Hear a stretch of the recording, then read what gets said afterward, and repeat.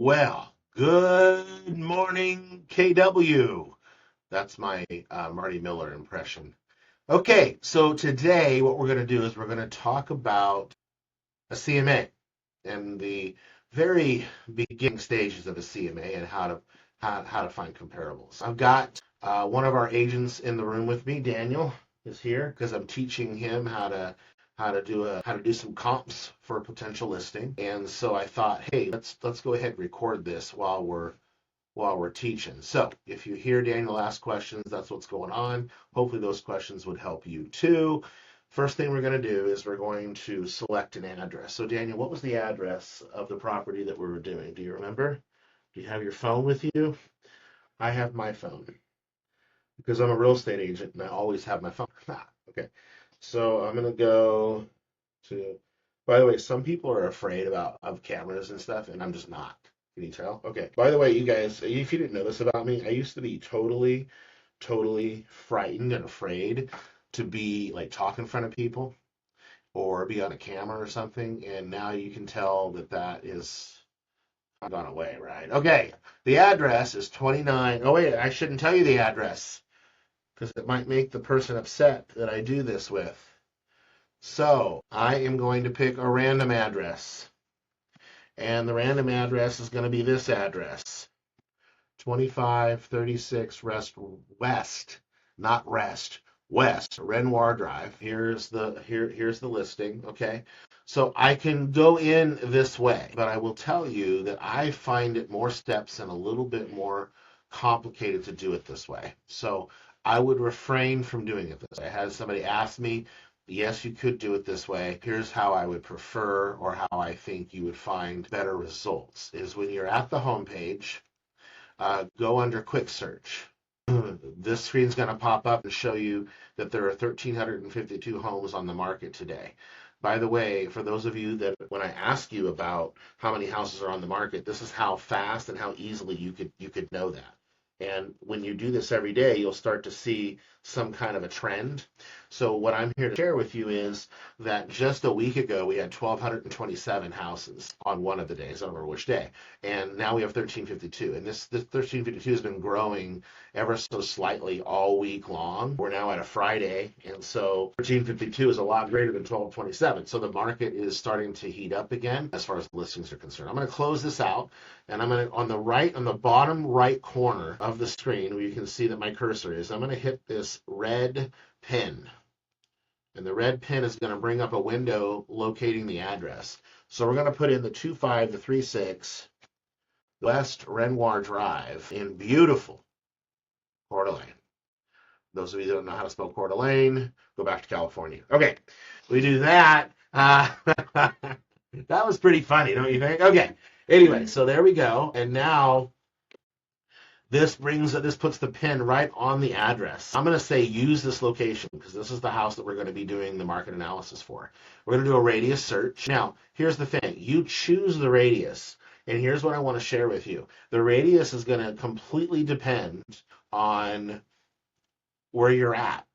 This particular home is in Coeur d'Alene Place. Coeur d'Alene Place has thousands of homes.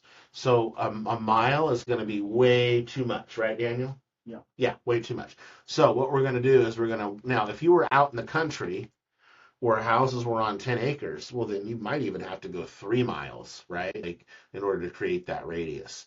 We're going to go a half a mile and kind of see what that brings us. And here we go. So right now, there's your radius. The green means that they are actively on the market, okay? So now I'm going to go over here to the left-hand side underneath the residential search. By the way, if you're doing vacant land, then you would need to change this template to vacant land. If you were doing multifamily, you would need to change it to multifamily, commercial, residential waterfront, so on and so forth. Right now, this is a residential home, so I'm just leaving it with the residential search. If I come down here, you'll see that the results are 16. So there are 16 active live homes that are on the market in Coeur d'Alene Place in this half a mile radius. Also, I want to take a look at the radius and see is it satisfactory to me. and it is. It's a wide enough scope. It doesn't encompass all of Coeur d'Alene Place, but it does encompass enough because I have 16 active listings in that area, and it's a half a mile from the home. Which you guys all know that the three rules of real estate are location, location, and location. So location is going to be the priority over everything else. So I'm going to go ahead and accept this radius, and so I'm going to go over here to status though, because how do we know how much something is worth? That's right, Daniel. He said what somebody else is willing to pay for it. You just couldn't hear it because he's a little shy and he said it really soft and low because, well, you guys, you've met Daniel. He's really, really shy. Okay, so I go back 90. I go back 90 days. Hey, if we can't have fun while we do this, what's the point? There are 14. So if you notice, I clicked on closed and I went down to the sold date. I clicked on sold date. Actually, it was already checked for me. But you don't want to go back a year. A year is too far, and so you want to go back about 90 days. Now, not every neighborhood or area is going to allow you enough comparables over a 90-day window. So sometimes you will have to do something back 6 months. You really don't want to go any further than 6 months though, because it's a different market, different time. You think about the market we were in last summer versus where we have been all winter. It's a completely different market segment, right? So you're going to go back 90 days. Now there might be some instances on land where you do have to go back a year if you don't have enough comparables. What we're looking for, as you can see here, as we clicked on sold in 90 days back, we have 14. 14 houses is plenty, right? In fact, it's probably a little bit too much for me to go line by line by line and decipher what's the best and what's the best. So I'm gonna break this down a little further. I'm gonna cruise down on the left-hand side under residential search where I've already selected the closed units, the 90 days, and I'm gonna go down here. List price, nope. That's what I'm trying to find. I don't want to give it parameters. Listing type, every one of these is going to be a single family under 2 acres because it's Coeur d'Alene Place. So I don't really need to check anything there. I don't need to check the area because I've already got that. I've already got that dialed in. County I've got dialed in. Subdivision I've got dialed in. But the building style is all the same because it's Coeur d'Alene Place. But the total bedrooms, what I could do here is I could say, let's eliminate anything because our subject property, by the way, might have missed this step. I'm choosing this house because I know this house really, really well.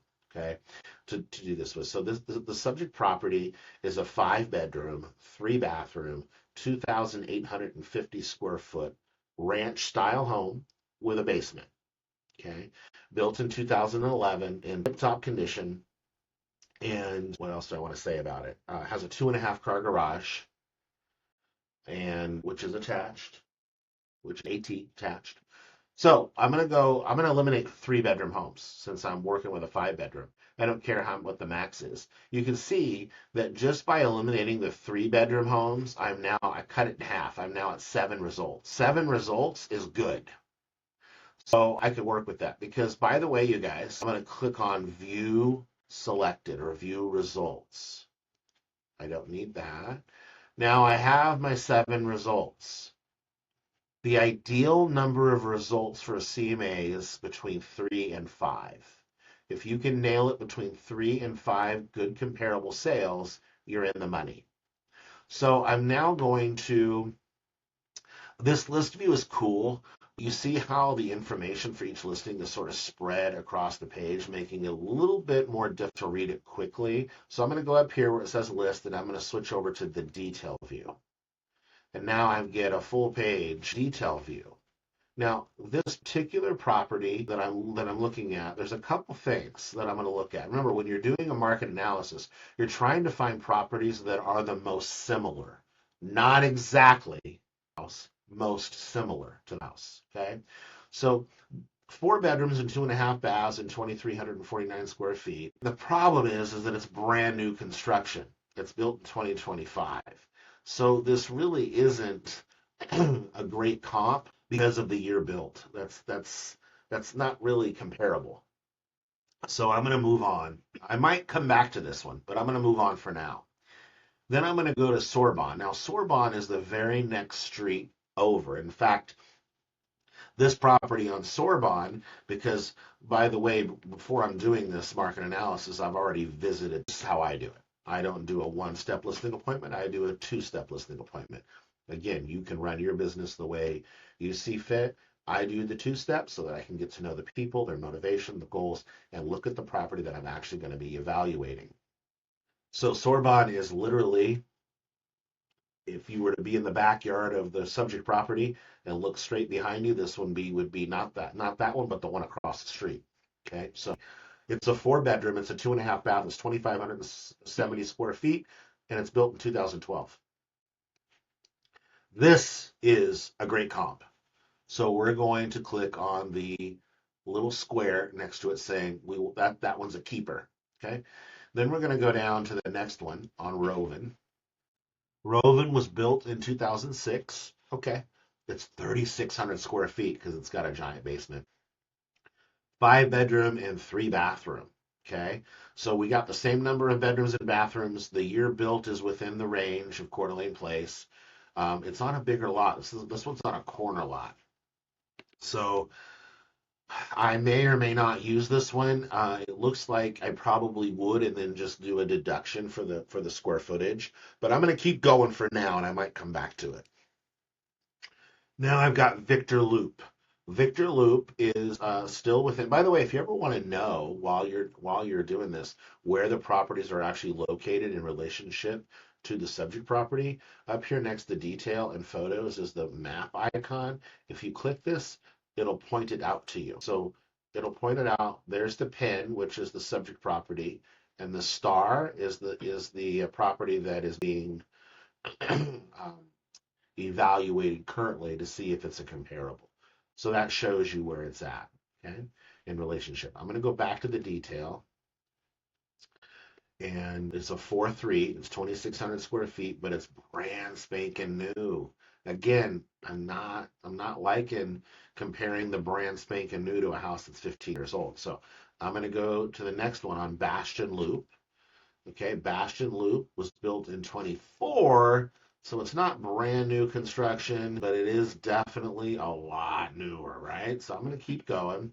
Then I have this one on Renoir. Now, this one on Renoir is quite literally right across the street from the subject. You can see right here. It is directly across the street to the left, kitty corner. So this one, because the rules of real estate are location, location, location, this is going to be giving us probably the best information, even though I'm going to go ahead and check it because of its location, even though it is a lot bigger. It's 3,684 square feet. Again, because of not because the subject property also has a basement, but this home is not a rancher, right? It's a 3-story home. It's going to have an upstairs with bedrooms, a main floor, and then it's also going to have a basement. So it's going to be broken up a little more because you're putting 3,600 square feet in 3 different stories. So you've got about 1,200 square feet per story, whereas the subject property is 2,850 square feet, and it's a rancher.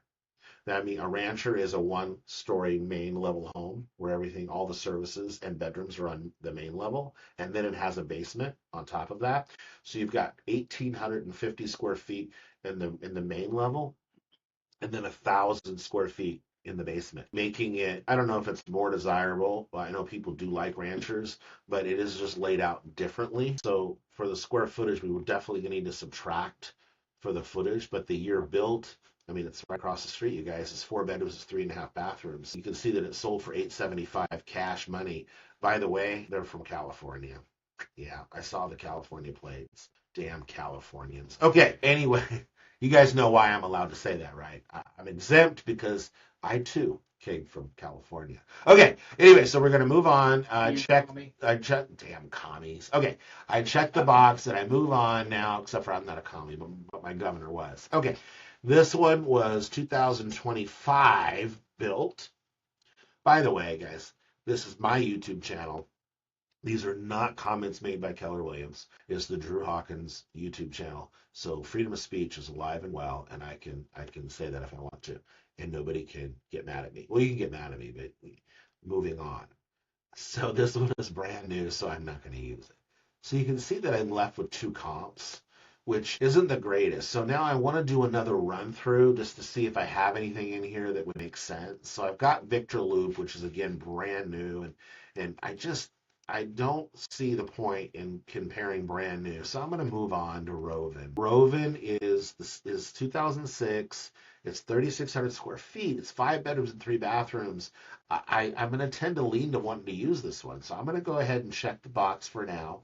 I'm going to go down to the next one on Victor Loop. This one again is a brand new, so no. Bastion is a 24, so no. I think the three that I've got are the ones that we're gonna go ahead and use. So I'm going to go up here and I'm going to click on selected, which would be those three. And so these are the three homes that are what we call the comps, the homes that are most comparable to the subject property. Now is when the fun comes into play. So now what we're going to do, that we've got those three, we're going to come up here to the CMA button. Right up here, we're going to click on CMA. We want to use only those that are selected. And it's going to give us an option. We can do a full CMA, a quick CMA, or a statistical CMA. We, for this purpose of this video, are going to do a quick CMA because I just want you to get the concept of what we're doing down, not necessarily putting together a presentation style CMA, which we will do in another video. This one is just, I want you to understand the foundation and the principles of creating a market analysis that you can understand yourself to know what price point you should be listing the client's home at. Okay. By the way, listing a home for a client is twofold. It is not just a scientific approach, it is also an art. There's two sides to this. What we're doing right now is more of the scientific approach. We're just looking at the facts and sticking with the facts. Yummy. Next, it automatically moves to the finish. I don't know why. We're going to go back to the subject because we haven't put in the information. We know what the subject property is because we visited it and we took all the notes. And again, if you don't know how to spell Coeur d'Alene, total number of bedrooms, the subject property has 5. Bathrooms, the subject property has 3. Total square feet is 2,850. I actually think it's a little bit more than that, but I'm going with 2,850. Lot size, I don't know. Lot size in acres, 0.16. How did I know this, by the way? How did I know that it was 2,850 square feet and 0.16? I did not take the word of the past listing in the MLS. Did you hear that? Do not rely on the MLS for the information for you listing a property, because now you're going to be liable for the information that you put in the MLS based on somebody else's word that should have been accurate. I don't want to do that. So you're going to find that information by going to your Alliance Title or your Kootenai Title app or website and bringing up the property profile and seeing what the property profile has to say. Okay, so that's how I know this information. The building style is irrelevant. They're all going to be the same. Year built, I'm going to go ahead and put 2011. Garage stalls is 2.5. And the garage height is attached. Okay. All right. So now I'm going to click next. And then I don't know why the comps don't save in the next window. You just have to click on the map saying use this location, and then your comps come up at that point. So then there's our comps, and then you know why? I think because in that way you can add comps, maybe. Not sure, but we're gonna click next, and now is when we get the opportunity to make adjustments on the property. So you see that over here on the left, you've got these. This is the fields in which we're going to evaluate for an adjustment, and this is the subject property at the top, and then the 3 comparables that we're going to be making the adjustments on. So what you're doing is you're saying if 2752 West Sorbonne Drive were 2536 Renoir, the subject property, it would have sold for X. So when there's something that Sorbonne has that Renoir does not have, we get a subtraction. It's the opposite of the attribute. So a positive attribute means a negative money. a negative on Sorbonne. If Sorbonne does not have something that the subject property has, it's a plus. Because again, we are evaluating the comparable against the subject. So we're saying if Sorbonne, if this other house on Renoir across the street, and if Roven were all the subject property, they would have sold for this number, which will give us the number of our subject property. Okay. So as far as address is concerned, they're all within the same neighborhood, and so no adjustment needs to be made. They're all in the same city. They're all in the same state. They don't, however, have all the same number of bedrooms. The subject property is 5 bedrooms, and Sorbonne is 4. Now, I want to say something about bedroom count.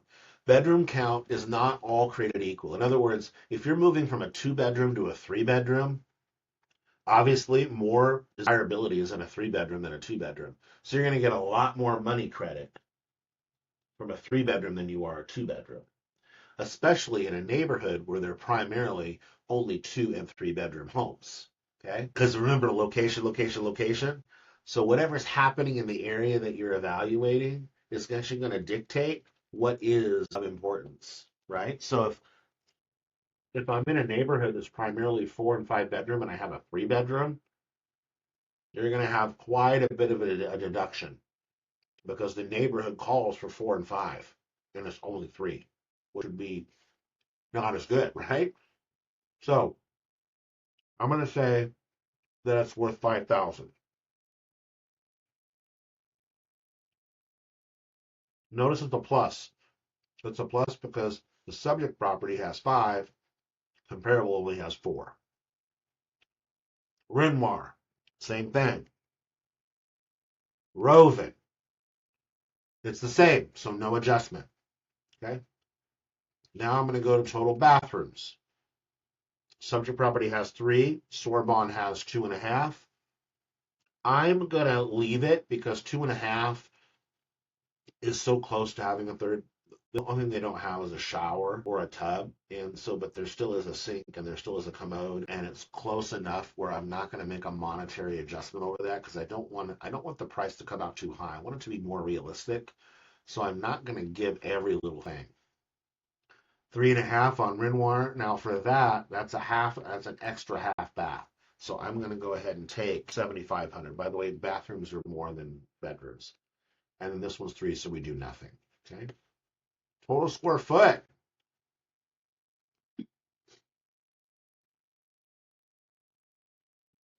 Here's where the fun comes in. You're going to take out your calculator. You're going to punch in. You ready, Daniel?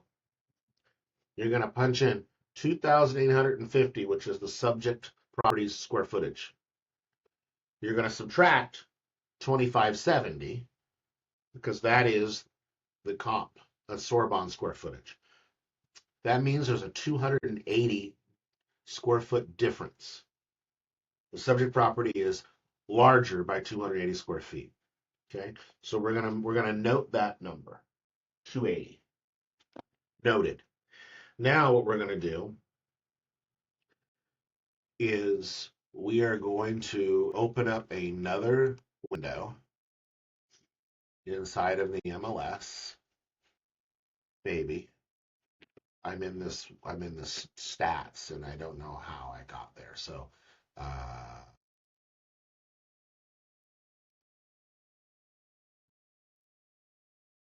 there is a way to open up another window. So what I would do is I would find out how much per square foot these houses sold for. And that's how I'm going to know what what the multiplier will be. Okay, I'm not going to use the title of the video to go through all of that. Understand though, so what I would do is I would open up another window and I would go look to see Sorbonne, how much did it sell for price per square foot? And that's what I'm going to use. Okay, I happen to know that it's $243. So $243 times 280 square feet is $68,000. So I'm going to give Sorbonne a $68,000 credit. Now, there's more to say about this, but let's just keep going with it.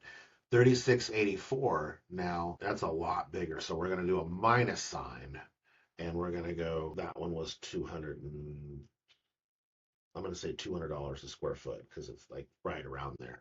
$200 a square foot, and you got to go 3684, and you got to go minus 2850 is 834 square foot difference times the 200 is $167,000. I'm just going to do 150. Okay, and then Roven, same thing.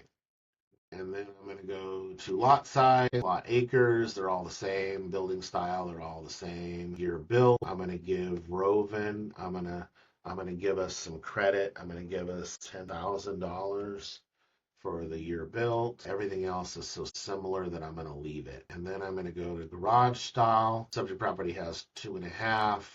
Sorbonne has 4, so I'm gonna subtract 15 grand because it's North Idaho and people love their garages, and this is a 4-car garage. Doesn't even compare to a 2.5, right? And then the 3, I'm gonna go ahead and say, because since even though it's a half bay, a 3-car garage, let's face it, is just more usable and more user friendly. So I'm just gonna cut it in half, and I'm just gonna go minus 7,500. Another reason why, you guys, that I'm doing that, because I know that adjustment for square footage is driving the price up so much that it's making it kind of unrealistic. Okay, garage type, they're all attached, so I keep going. Now, I'm going to hit next. Now, here's my summary. I've got Sorbonne at 797. I've got Renoir at 715, and I've got Roven at 592. Okay. So this is really skewing my numbers because of the square footage. And the reason is because what I did to get there isn't actually the correct way to do it. So appraiser is not going to make a $160,000 or $50,000 adjustment for square footage. That's not really in reality how it works. So this is where sort of the art comes in, because what we do know is that we know that the home is not worth 592, and we also know that it's not worth 800. We just know that because we know it. So what I want to do is I want to go back to the adjustments, and on the square footage, I want to do it a little bit more the way that the appraiser would use it. And so what that would look like is no more than about $50,000 on the adjustment for square footage. So for Sorbonne, I'm going to say 50,000 instead. And then for Renoir, I'm going to say minus 50,000. And for Roven, I'm going to say minus 50,000. Because it gets to a point where it no longer makes sense to do dollar for dollar per square foot, and it makes a little bit more sense to do it this way. All right, so now I've got to hit click next, and there is my new summary that makes a whole lot more sense. And then I'm going to click next again, and then now I can give my recommendation of what I think that we should list the property for. And then I can always recalculate. There we go. Now we're back to normal. And then you can finish by clicking next. And then what you can do here is you can actually view it. And then this is what it's going to look like. Okay. Now, for presentation style, what you can do is you can actually go and you can select. I want a cover page. I want a map of the properties. I want the subject property description. I want the adjustments for each individual listing, and then click view. And now you'll see that you've got a little cover page with the map and the subject and the whole thing. So there's your little mini CMA that helps you with the comps. At a later time, we will go over the presentation piece and then how I would actually price this property. But that is the first method that I would use to sort of get myself into a place of being able to present comps. Make it great.